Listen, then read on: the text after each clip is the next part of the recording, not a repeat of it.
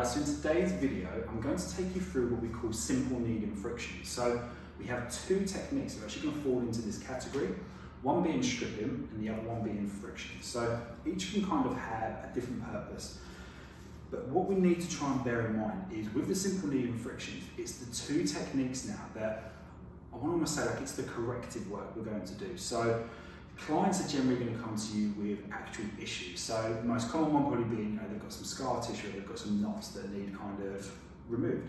So these are the techniques we're actually going to use to get rid of those. So what I want to go through first is the stripping technique. So when it comes to stripping, this is where you really need to know your anatomy, because we need to know which way the fibres are actually running on the muscle that we plan on working. So as an example, if we're working the traps, we'd need to know that obviously from the kind of top point they're going to come down to the shoulder, but they're also going to come down to here as well. So it's almost like a diamond shape. So again, depending where on the traps are working, it's going to depend what direction you go. If we're working on the erector spinae, you need to know the direction they're going to travel in. So I'm going to use the traps as an example here. And what I'm going to do is I'm just going to apply a little bit of oil. All we need is enough oil just to be able to glide, but not too much that we're going to slip, because we need to be able to get some grip. So the stripping technique, there's a couple of ways you can do it. Two preferred methods is you can use the two fingers, so one on top to reinforce the other one, or you can use your thumb.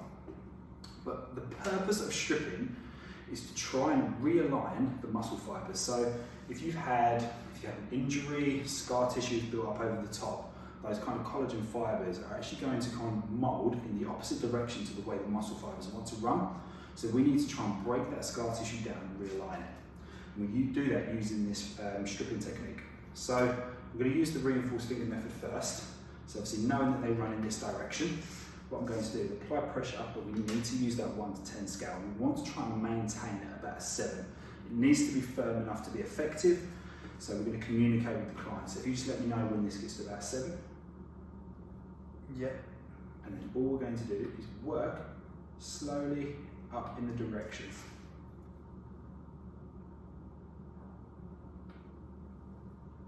And this is the reinforced method. The other method, which is my preferred one, is the thumb. And the reason I prefer it is I feel I've got a lot more control over it. I can actually get a bit more pressure there as well. So again, just applying down and applying that pressure up. What number will we at?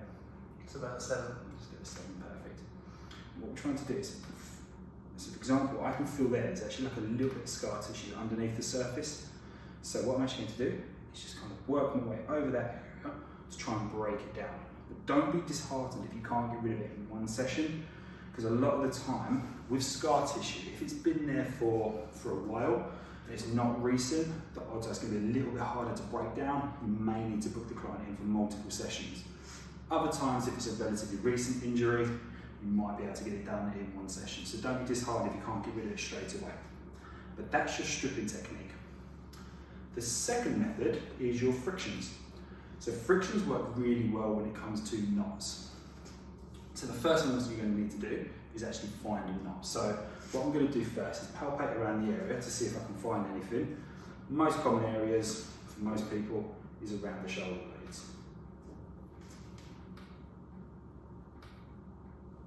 Okay, so just in here. So what we're actually going to do is I'm going to use my thumb. I'm going to apply pressure to get it to a 7 again. But this time, what we want to do is we're going to work it in a circular motion to basically try and break that knot up, untangle it, to get it kind of functioning properly again. But what we don't want to do is do a circle over the skin. We need the skin to go with us, and we're actually doing that circle on the muscle tissue itself. So if you just let me know when this gets to a 7, Josh. Yep. And we're going to work that in just a small circular motion, making sure we're not gliding over the skin. Generally speaking, I'd probably go for about 20, maybe 30 seconds at any one point. Once we've done that, I'm going to effleurage up. Personally, I would advise let it rest for a couple of minutes before you go back in again. So use that time to effleurage it out, maybe go around. If there's multiple knots, start working on some of the others, and then come back to the original one. But again, don't be disheartened if you can't get rid of it in one session, because it can take multiple times depending how long that knot's been there. So that is your stripping technique and your friction.